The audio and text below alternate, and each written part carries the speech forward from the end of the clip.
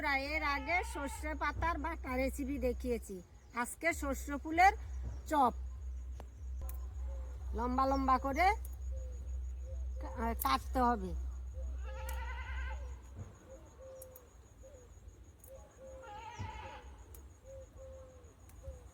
চপটা লম্বা লম্বা করে তৈরি করব।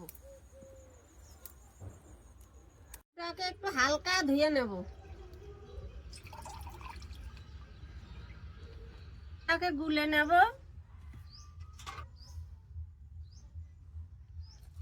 মতো লবণ, লঙ্কার গুঁড়া, হলুদের গুঁড়া, চালের গুঁড়া,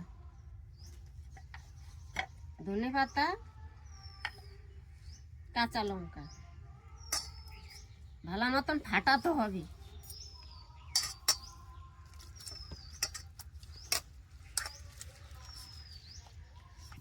বেসনটা ফাটানো হয়ে গেছে। এবার সর্ষে ফুলটা বেসনে মাখিয়ে তেলে দিয়ে দেব।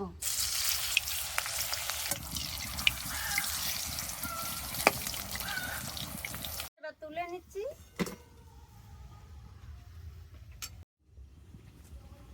এই শীতের দিনে গরম গরম সর্ষে ফুলের চপ হলে আর কি লাগে, বাড়িতে আপনারাও বানিয়ে খাবেন।